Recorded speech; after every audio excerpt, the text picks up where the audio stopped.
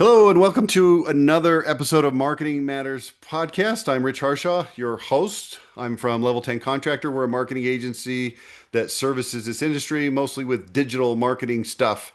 Today, my guest is Tim Brown Jr. He is the CEO of RGS Exteriors, a former client of Level 10 Contractor. Considered Tim a friend, asked him to come on the podcast, and he graciously said he would do it. So here he is. How you doing, Tim? Oh, life's so good, my brother. It's good to be with you, and I appreciate you. All right, you still coaching football? Yes, sir. In fact, tonight is our inter squad scrimmage, and our first game is next week. So we're officially in. It's love it. It's the best Yeah, time of I year. It's figured Christmas for me. you're knee deep in football right now. Okay, well, here's what we're here to talk about today. Not necessarily specifically marketing. Marketing will be integrated into this conversation, but we're going to talk about profitability.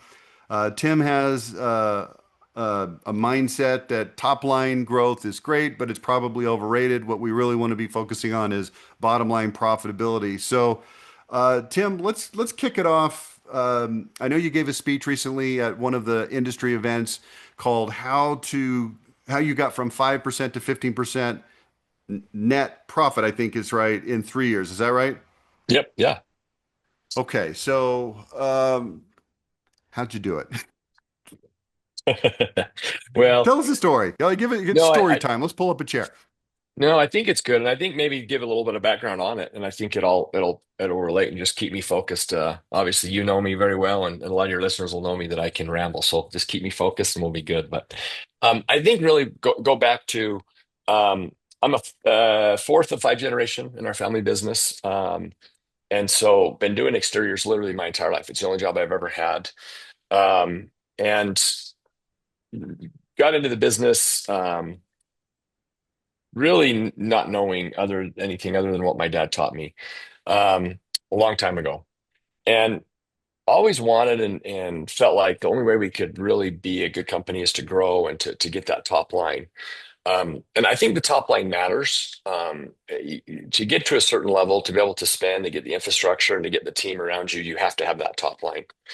But one thing I learned really in the last 5 years was how important bottom line truly is, and that's got to be the focus. I've been a member of Certified Contractors Network, or CCN, for 20 years. I've worked with Brian Kay and the Wealthy Contractor for 5 years. I've done a lot of these things, and it's been hammered on my head, bottom line, bottom line, bottom line, for years, and just never paid attention to it. So I think part of it was I finally had to get my mindset in the right to focus on profitability, and I had to quit settling for not. I mean, that's the simple answer. So anyway, having said all that, how we get it, several key factors, right? And we can go into each one or however you want to roll with it. But I think the first thing was just making that conscious decision that profitability matters and that we're going to be profitable. Literally, it's that simple of just making that decision. Do you I think just, that what do you think? Like, look, you know CCN way better than I do, but I know them pretty well, and I know that when you showed up there 20 years ago, they were talking about profitability, and you said that, and you said you weren't paying attention. Why do you think it is that you were not paying attention for 15 of the last 20 years, and speculate why others may similarly not focus on it like you didn't focus on it? Why? it's a really good question. I think part of it is we go to these industry events and we see people on stage and they talk about how big their company is or how great their company is. And so that's all we focus on. That's all we hear is, oh man, if I could just be 5 million, we could do X. If I could just be 10 million, we could do Y. If I could just hit that 20 million mark. And I was that way for years. But then I mean, just kind of run the numbers. What's better? A 20% net company at 5 million or a 5% net profit at 20 million? Yeah. There's a whole lot more headache and a whole lot more stress of that $20 million. You could literally do a quarter of the work and make the same amount of money. And so I think starting to realize that and to focus on that was kind of the green light for me, like, oh, that's what I got to do. How And I much of it think, do you think is just maybe being like we're about the same age, mid 50s. You're maybe closer to 50 than mid 50s, yeah, almost 50. Yeah. almost 50. Okay, so How much of you think is just being young and naive? And before you answer that, earlier in my career, when I was in my 30s, I remember we grew to a point where we had 92 employees. We were in a 16,000 square foot office space, and it was a little intoxicating. It was like, man, look what we're doing. And focusing on the top line, bottom line was kind of okay, taking care of itself, but there was sort of this growth infatuation and looking back at my 33-year-old self, it's just stupid. No, I think you hit a home run on that. You're dead on. I think a lot of it was ego, and I think and pride a little bit. Going, look what I've built. I've got 100 employees. Look at this. How amazing am I? Yeah, have you ever Um, had somebody like, especially when you're younger, like, "Oh, Tim, how's business? Oh, it's going pretty good. Oh, really? Well, like most lay people, family, just community, whatever, they're not going to ask how much sales are you doing. They're going to ask, "Oh, how many people you got working for you?" "Oh, we got 40, we're up to 44." Chest out. No, you're dead on, and I think that's right. And I think the industry does that a little bit too. And I think even going back to like even with CCN a few years ago, when you meet somebody new, and most of it's just perspective, so you can kind of get an idea. But I used to just always ask the company, okay, hey, great, you're so and so from Dallas, and what do you do a year? Oh, we're $10 million. Okay, great. Now I ask it differently. It's like, okay, hey, you're so and so from Dallas. Great. What did you do, and where's your net profit? Um, I ask that question now, and I never did before. And I think it's because I'm focusing on it. One thing that's get a little bit of attention, but I think it really applies. We've got a really good executive team. I mean, you know a few of them. Kurt's really kind of my right hand, and you know Kurt very well, but Kurt and ironically enough, it's his two brothers is our executive team, but they are paid a good chunk of their bonus. Well, really not bonuses, but a good chunk of their money is based strictly on profitability. So they get their salary and they get their bonuses each month, but the big money that they can make is all based on profitability. And So I'm going to use a so different word for that. They're profit sharing. it's 100% profit sharing. And honestly, last year, as a company, I think we paid out over $300,000 in profit sharing. And that was something I was ecstatic about. The other thing too, Rich, I think it comes with growth, going back to, getting closer to 50, I'm starting to realize it, but I used to be so concerned about writing those checks. Like, oh my gosh, I can't pay them $500,000. Like, how could I cut $300,000 to these employees? I can keep that money. Well, then growth comes and goes, wait a minute, this is an honor and a privilege to write these checks. Like, what a blessing this is to share the wealth with everybody that built this. How much of that do you think is in some people might be listening to this and go, "Hey, get to the stuff that Tim did to get there." But I think this mindset is really, really critical because look, if you're listening to this podcast, you're like, "Yeah, I'm at 20% too." Okay, great. You're just listening to this because you want to hear somebody else's experience. I want to talk mostly to the guy who's out there struggling to get to 10 or 15 or 20%. And so I look at this and go, writing that check, how much of this is based on when you were younger, just trying to feel like you were getting your own personal financial nut in order? Okay. How many kids do you have, Tim?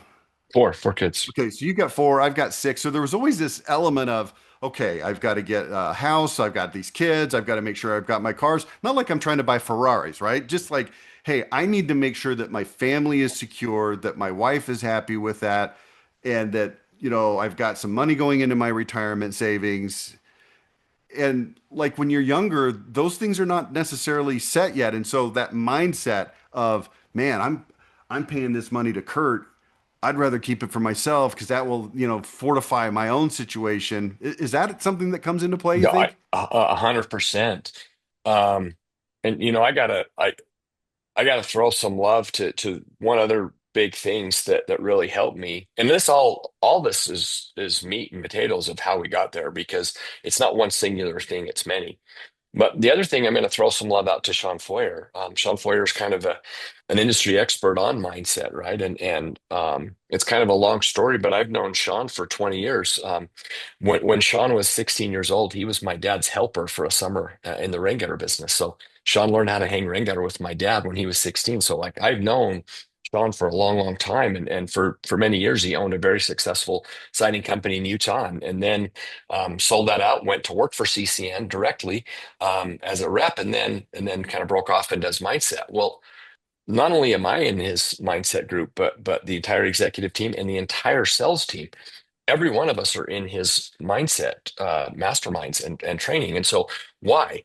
Well, to focus on those things, to find out what was it that kept me um, from doing those things. I'll share a kind of a funny story. When growing up, my kids, whether we had money or whether we didn't, I was very, very tight. We'd go to the hamburger place and we'd get a burger. Well, my kids weren't allowed to get cheese because that was an extra 25 cents. I mean, I know that's stupid, but that was what I did. Literally, my kids knew they weren't allowed to get cheese on their hamburgers, their cheeseburgers. They could only get a hamburger because it was more money. You know, when we go out, they weren't allowed to get a drink. They could have water. Um, well, that was my mindset, to go back to what you said, is because I was taught growing up so much to be tight and to save your money and to be a saver, that I went to the extreme. Well, then I'm working on those paradigms and fixing those paradigms and changing them. The world is completely different and much better. Yeah, so we grew up with dads that were probably of roughly the same era also. My dad is a true baby boomer. He's born in 1943, so maybe just slightly prior to Just a that. few, yeah.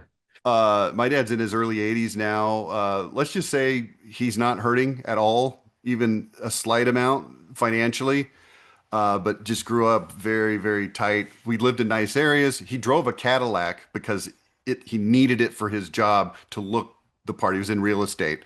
He wasn't a realtor, he was in commercial real estate. But I mean, that dude could pinch a freaking penny, man. He still can. My mom complains now in their 80s that when they go fly on vacation, she's not allowed to bring an extra suitcase because it's $35. Still, trust me, they can afford it. So you grow up with that and you kind of adopt that mindset, perhaps. Yeah, yeah, and I think another thing too, without throwing too much to the listeners here, but you and I both have similar faiths, and our faith and um, that's kind of part of the culture, right? Is to be very tight and to save and to only spend what you have, and so I think Thrifty. all those things, thrifty, right?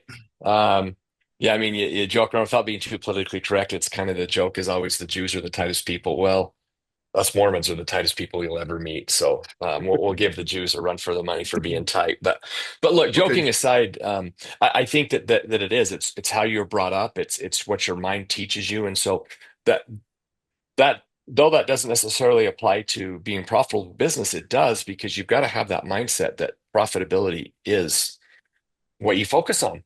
Um, and now when I do my manifestations and my I am statements, and we focus on those things, it's centered around wealth. Now, does that mean that you're a rich, prideful individual? No, but when you have that money and you have that, you can share that wealth. Going back to the profit sharing, you can share it with the team, and when you can make more money, there's so many more things you can do.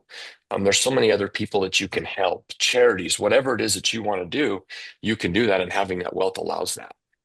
Yeah, as I've gotten into my 50s, one thing that shifted for me in this exact vein is what I mentioned earlier. It's like my own personal retirement is, let's just call it fairly secure, okay? I mean, who knows? Anything could happen at any moment. We all know that, but it's fairly secure. So it's allowed me to be less tight gripped. And I agree with you 100%, Tim. One of my favorite things to do every month is to distribute profits to those in my company that I share with, knowing that they're not as far along in that path and that Right. that distribution makes a big difference to them. It is. It's night and day, and it's an absolute blessing, and it's an honor to be able to do that and to share that. And I think, the other thing too is having that profit, and be able to have that cushion allows you to gamble, if you will, on a few things, and you're making education, educated. gamble. I don't know what's the word I'm looking for, but you Informed can do. decisions. There you go. Yeah, you're able to do that, and you're able to experiment. I mean, use marketing, use your world. Is when you're not profitable, like every ounce of money that you spend on marketing has to work. You can't miss because you don't have the money to market. Well, when you're profitable, you can take a chance on something, and if you miss, it sucks. You learn and you move on and go to the next one. But you can't do that if you're not profitable. If you're a 7% net profit company, you can't afford to miss on a Yeah. marketing. We talked a little bit offline before we started this podcast about our lead cost is up substantial this year, substantial amount. Well, if we weren't profitable and we didn't have money in the bank, we would be in trouble. But we're able to kind of work through this and to kind of experiment and spend on some things that maybe we normally wouldn't be able to because we're profitable. Okay, so I'm going to call this shifting from a scarcity mentality to an abundance mentality. It's easy to say. We've just spent several minutes defining that it's hard to do, even though it's easy to say. So let's shift to the next category. So you focused and your mindset has changed. What else have you done to improve your profitability? Yeah, good. So I think the next thing, kind of going in order would be getting on EOS. Obviously, Okay. it's kind of the buzzword in our industry, but EOS has been a game changer for us. And why? Well, two things, as simple as it sounds, but the 90 Well, software we that we define use. EOS for people who don't know. Yeah, good. So entrepreneurial operating system, basically, just a system that we're able to run on and have everybody be on the same page. Most people that run on EOS use a software called 90. 90.io is the just a website you can check it out at. But running on 90 was a place that the entire company can put what we would call issues or to-dos on. So anytime anybody had something that needed to be done or wanted to be done, you simply just throw it on that. And then you have your weekly 90-minute meetings, you're able to talk about it and prioritize those ideas. Back in the day, I'd get an idea in the middle of the night, or I'd get an idea, early in the morning or late at night instead of sending a text or an email. And now I literally just log into the 90 software and just put it up there. It can be any time, right? It doesn't bug anybody, it doesn't alert anybody.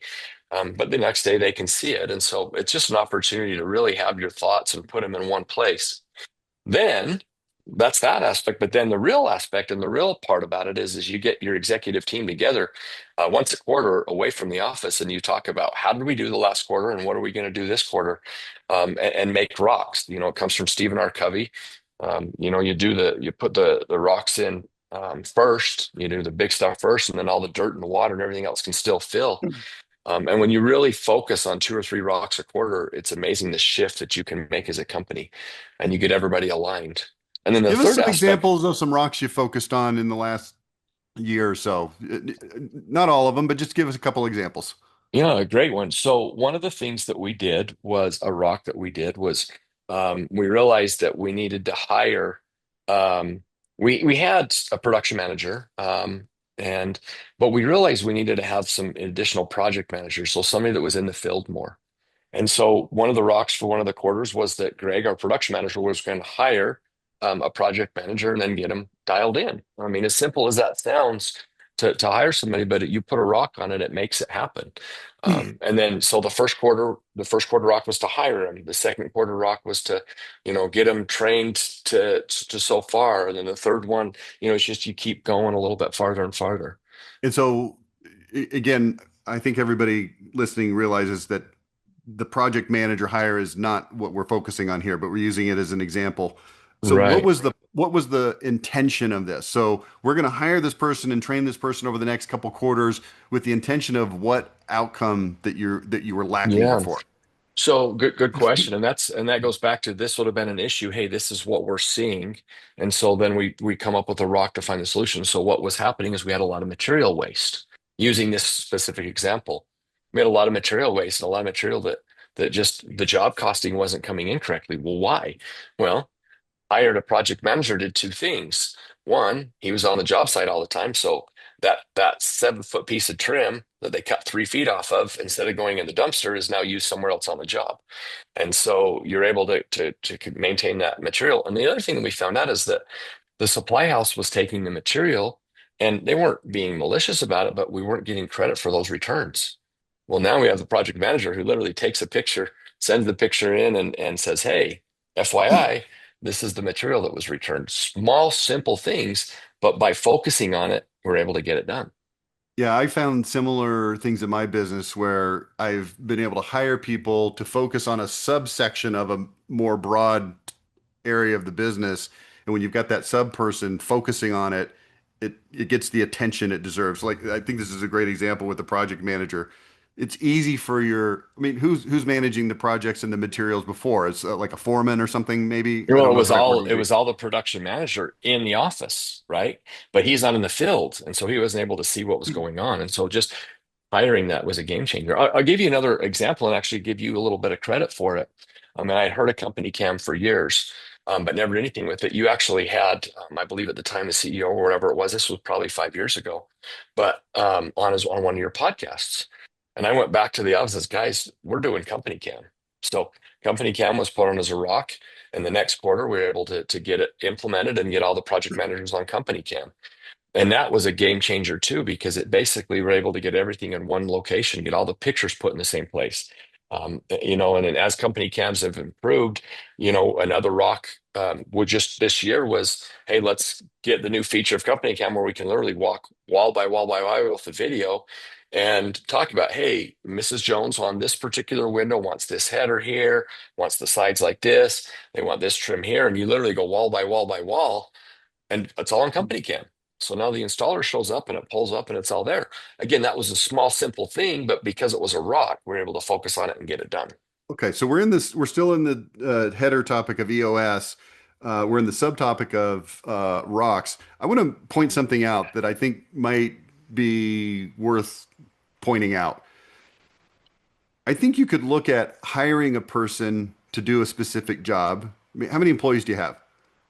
Give or take 100. Okay, so you got 100 employees. So this is 101, ostensibly. Not a big deal. Like in the grand scheme of things. Also, adding Company Cam to your software stack. How many pieces of software in your software stack? Probably 20 something. Oh yeah, I don't know the numbers. I can tell you that we spend 200,000 a year on tech stack. So Okay. yeah, So I mean, Company Cam, here's the point I'm making is these are things that in the grand scheme of things, somebody might look at your business and go, why is that a rock? That seems more like a pebble or maybe even a sand, probably not a water, to use the Covey analogy of putting the rocks in first. But I think there's some wisdom in not looking at it as, hey, we're just adding one person. Like if you've got five people in a call center and you add a sixth person, that's not a big deal. If you're adding a person who's going to substantially increase your efficiency and your profitability based on material waste, that's a big deal. Like I just want to encourage people to not think something is too small to put in as a rock. yeah, no, no, perfect. And I'll give you an example of a rock for this quarter for us is we already have a call center. Stupidly, I don't know why, but we don't have an outbound call center. Like all of ours are inbound. Well, duh, hello, what are we doing? So now our rock this quarter and our focus is to get an ad placed. And that's the other thing within rocks. There's several milestones within the rock, but right now we're going to hire an outbound call center person, and that's going to be our focus on rehash and just outbound calls. So that's an example of our rock this quarter. Yeah, Um, and y- it's also a good example of something that you can afford to do because of the profitability. yeah. You can afford, look, you're going to try your hardest to make it work right the first time, but if it takes you some time to dial that in and it's not working like you want at first, you can afford to keep going with it. And for whatever reason, if it ends up not working out and you're like, man, we're just not getting a return on this person. Okay, great. We tried it, it didn't work. That's a home run. You've had a couple, I think, nuggets, and I think that's one that people need to take away is that you test and try, but you've got to be able to be profitable to do that. Maybe the last thing, and then we can kind of move on from EOS, but the last thing that EOS does that's so critical for us, and that was really the biggest thing, was that it holds everybody accountable. Because when you're assigned a to do, um, you're agreeing that, hey, I am taking this on and I will have it done by X. And every to do, there's a set date that when you're going to have it completed. And you don't want to be the guy that shows up to the level 10 meeting next week and not have your to do complete. So it really brought accountability on, and we've kind of got away from this now because we've got it more dialed in. But the first couple of years, our management team was bonused based on to-dos accomplished and done, and rocks completed. Like that was a way that they were bonused, was to get that done. And so it really got everybody on the same page and really just got us aligned. Um, I, I think all of these things, we're here, right? Those that are on the view can see this, but we're here. We want to get to here. Mhm. What we want to do is we're doing this, right? We're going up and down to get to that point. What I want to do and what I'm trying to accomplish and to be more profitable is to shorten that curve, to get that wavelengths much shorter to get to the same point. Because we're going to get from A to B, but how can we get to A to B on the straightest line possible? And all these little things is going to make that line straighter. Okay, two comments and then we'll move on. I'm just looking at my screen over here. For those who aren't aware, EOS, based on a book called Traction by a guy named Gino Wickman. If just as a resource, if anybody wants to go look that up, I know most people have heard of it, but I would encourage you to take the time. I've heard so many good things about EOS that you, listener, not you, Tim, would be stupid to not at least investigate that. And then I'll just make one other comment. I was listening to a podcast, and I'll apologize for being very vague in this reference. It's because I don't remember the details. But the conversation was about countries that suck, countries, and they just never get any financial economic footing. And there was some sort of guy that was an expert in, what makes countries grow. They said, "What's the biggest difference in the countries that grow and prosper and succeed?" And he said, "Easy. Number one thing, there's no accountability in their government, none, and they just flounder for decades and forever, and they just suck."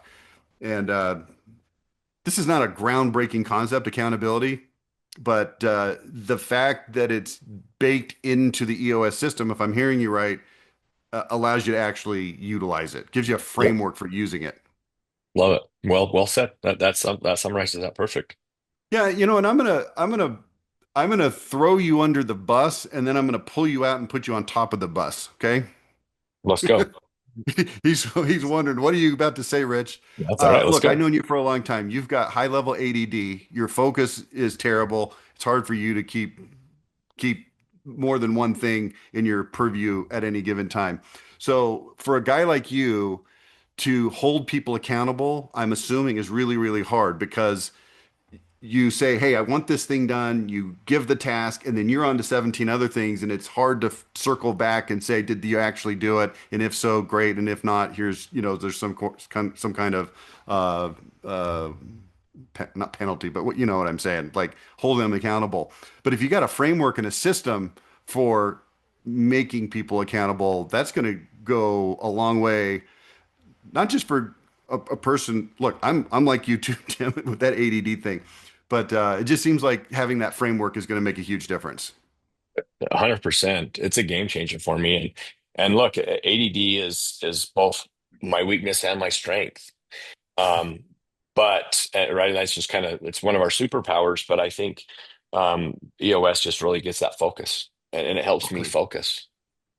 Well, let's shift gears then, and yeah, let's probably make this the last major segment. So we've talked about the mindset going from scarcity to abundance. We talked about EOS, the rocks. I think was probably the most important part of that, along with the accountability. What else? Getting from So 5 to 15%. yeah, so I think maybe two more main points, and I'll hit on one very quickly and briefly, and then we Okay. can move on. I think to maybe the most important, and that one was to continue to educate yourself. I go to as many industry events as I can. I mean, look, I just mentioned how I go to CCN, I go to Brian K's Wealthy Contractor. Your marketing uh, event coming up. Going to everything Operation you Lead can. Surge, Philadelphia, September 11th and 12th. Keep going. There you go. There you go. But going to those events matter, and not just you, but your team. I mean, I'll talk about that in just a second of what maybe to kind of wrap this all up. But going to industry events and learning. You can't if you feel like you know it all, you're done. I want to be the dumbest guy in the room, not the smartest. So I go to as many events as I possibly can and surround myself with good people. Not only one, am I going to learn and am I going to grow from these people, but two, I'm going to be able to network. And I promise you that an issue that you have and a struggle that you have, somebody in our industry has had it and figured it out. So what I want to do is I want to go to these industry events and I want to take that learning curve out. I want to take and find out what they've done and I want to fix it and fix it quicker. And then, so anyway, so that's one big thing is do that. Within that is joining masterminds. That has probably been one of the biggest things for me personally to really get my headspace right. I personally am part of 4 masterminds. I travel all over the country and actually the world. I was in Croatia last week with a group. It was amazing. We chartered a 170 foot boat in Croatia and kind of just went from area to area. But we did networking every day on that boat and sat and had a mastermind. That is one of the biggest keys. You go back to Napoleon Hills. You get 2 minds together and it becomes 3. And so you get that power of that. So anyway, masterminding in events. So huge. Now, moving on and to kind of wrap things up, and with this is you've got to go to the next level. You've got to have a right hand and you've got to have a good team around you. And you've got to pay them well. Going to the EOS model, I'm the visionary. I'm the guy that kind of has the AD, all these moments, but you need an integrator or a right hand. And for me, that's Kurt. But hiring the right people and getting them in your company. Hire somebody that's better than you at what they do. If you feel like you're the best and the smartest guy in your company, you're holding yourself back. Hire people that are better than you. And I think that is so simple, but that is so key. And then bring them to the industry events. If you ever see me at an event, there's likely that I've got 2 or 3 people. For CCN, we have a quarterly meeting, and I always take 6 people. We're 6 people deep at every event. And why? Well, that we can buoy everybody up. Yeah, you know, and everybody's going to come in with a different background and perspective, so they're going to have different takeaways from that meeting. That's right. Well, look, and here's the thing: you go to a meeting and you go to an event, you might have heard the exact same thing, and it could be the same presentation. You've heard it 3 times. I mean, look, use maybe yours example, your shower head example. I've heard you talk about the shower head at the Holiday Inn in Utah how many times? But every time I hear it, I'm like, oh, I missed that. Oh, I missed that. So I might have heard that story a dozen times, but every time I hear it, I'm at a different point in my life. I have a different perspective and it hits differently. And the And other so 5 people on your team also. 100%. And guess what? They may not have ever heard that story before. So Mm. now they're going to go back and go, oh, the shower head. I never thought about that before. And so it's so simple, as simple as that story is, it brings it home so well, is that's why we do it. Now, look, if you're a religious person, like I know that you and I are, we read the scriptures. Why do we read the same scripture over and over and over? Why do we read the Bible and start from, or the Book of Mormon or whatever it is for us? Why do we read the same book every year? We've read it before. Why? Well, you're at a different point of your No. life at that point. You're getting It's it not different. that the book has changed, it's that you've changed, You've hopefully. changed. Your mindset's changed. Your perspective's changed. And literally that particular day, you've got something on your mind that you needed answers to from the scripture standpoint. And then you go back to the conferences and you go back to your team, is they're hearing it because they're struggling with whatever it is that they're having an issue with. Well, they go and they hear somebody speak and go, there's the answer to that. So really, it's kind of one and combined is make sure you're at every event and bring your team with you because that is where the magic really, really happens. Because no matter how good you are, you cannot carry this load by yourself. Um, I give you the example. I still work every day, but I go into my office one day a month. That's it. One day a month is the only time I'm in my office. And the rest of the time, I work from my home office. Right now, I'm in my home office. Well, by having a good team, it allows me to do that. And that's really where the growth stands because I don't have any day-to-day operations. The last thing that I had when you and I worked together, and frankly, the only reason why we're not working together, so give Level 10 a plug, the only reason why we're not working together anymore is that I've hired an in-house marketing.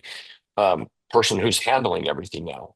Angie literally does everything on her own. That was the last piece of the puzzle that I held on to, was that I was running my marketing. I don't do that anymore. And interestingly, you then send Angie to our event so she can learn what Right. we're doing. That's exactly right. And and that, go back to your point, like, well, I can't go because of high school football is why I can't go to your event, or I would be there to support you and I love what you're doing. But you send other people to them, right? And so I think that that's is such a key thing to not have, if you can, work on your business and not in it. And maybe that's the last thing, and we can wrap up with that is I don't work on, or I don't work in my business at all. I work on it. And that's really helped us go to another level. Yeah, I'm gonna touch on the point that you brought up about not being the smartest guy in every aspect of your business. I've told this story before, so if some folks have heard it, forgive it. But like Tim just said, it's sometimes good to hear the same story again. I used to work with Brian Elias and Hanson's back in the early 2010s, probably about 2012 or 13, somewhere around there. And we did a bunch of marketing stuff for him. It was good. He's an awesome guy. Everybody that knows Brian knows he's super. He is the smartest guy in any room he walks into. And he called me up one day and he goes, "Hey, I feel like we've got some problems in our sales process and our sales presentation." And I went, "Okay, why are you talking to me? I'm the marketing guy." He goes, "Well, I just think that you've got a unique perspective. I think it'd be interesting." He goes, "Would you be willing to sit down with me and my sales manager and some other guy, I can't remember who, and let us give you our sales presentation and you give us pointers as to how to make it better?" And I said, "Okay, what does that look like?" He goes, "Well, how much would you want us to pay you for a day of your time?" And I said, "I don't know, $15,000. It's like 2012 or something." And he goes, "Okay, great. When could we do it? Can we come to your office?" He's in Michigan. I'm in Texas at the time. He flies down, Brian Elias, CEO, $70 million or something at the time, with two guys that are his top guys for me, pays me to go through this. I made 17 pages of notes, typed them up, I emailed them to him. And on that particular topic, I never heard from him again because he just took what I did, started integrating it. It's the best example in my career of the smartest guy I know going, "Hey, I might be missing something here." And we're running what? They're running at the time probably 100 sales appointments a day. It's worth it to spend $15,000 in a day and travel to go figure this out and to get a second, third, fourth opinion. Well, I think that you've got a couple nuggets in there. One, arguably one of the smartest men and a legend in our industry. He's at every event sitting there taking notes. Yeah. Yeah. He's not there to just be a shiny face, which he is, and part of it is he goes to socialize because that's what he likes, but he is taking notes. So here's a guy that's now on round two of an amazing business, building it up, which he doesn't need the money. Let's be honest. Brian does not need money. He's got more than he'll never be able to spend it, but he's doing it. Now he's building as a legacy for his son, which I think is very admirable for him. But couple things. Anyway, he's taking notes, so he's learning. But two, he's spending the money. And I think, and I'll never forget, one of the things I was actually at a conference, and Brian said, and I'll quote, "Write the damn check. Don't think about it, just do it." And when you have that attitude that, look, I just got to write the check, it's an investment. It's not an expense, it's an investment. And when you look at, go back to my call center phone call, or kind of the light bulb moment, is I'm going to spend money to pay this person, but is it really costing me money because they're going to generate a couple $1 million in revenue? So was it really a cost? No. And that was kind of, I think, the other nugget with Brian's takeaway there was, call it 15 grand. That 15 grand was nothing because it was going to generate hundred thousands of millions of dollars. Could literally make that back before noon of the first day of implementing. And knowing Brian, he probably did, I have no right? doubt.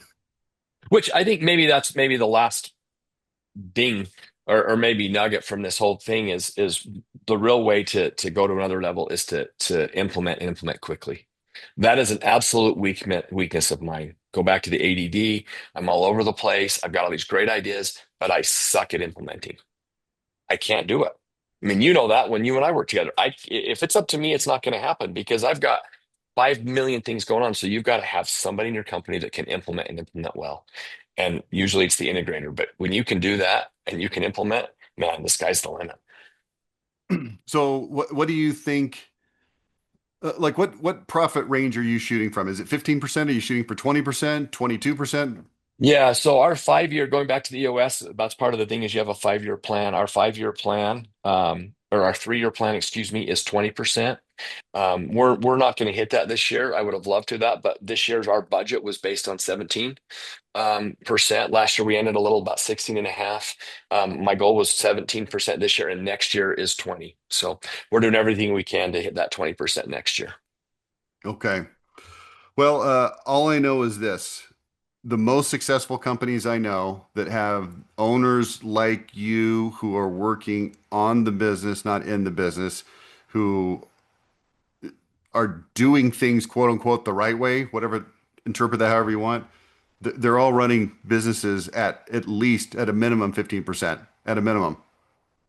Yeah, I think back in the day, you used to say that 10% was what your goal was. You just can't do that anymore. There's just too many costs. There's too many things, and so you really, I think 15 is what used to be 10. And then I think back to gross profit, because back in the day, gross profit used to, if you could have a 50% gross profit, you were there.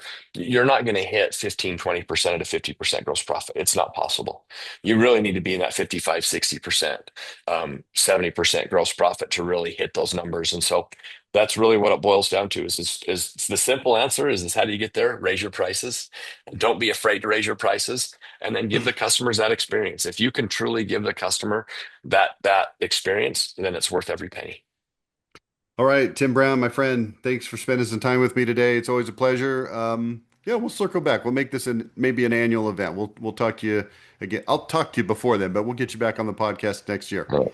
It'd be an honor. I love this. Really going back to I only work one day a month in the office. A lot of my time is honestly helping other contractors, and that's really what I find joy and passion in now.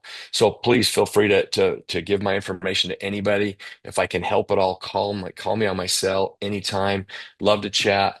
I just love this industry so much. It's been so good to me, and I just want to make it better.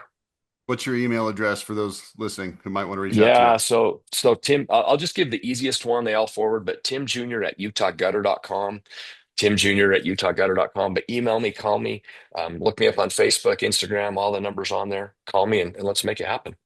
Okay, and that's Tim Jr., JR Jr., right? Tim JR. Yes, yeah, Tim Jr. Yes.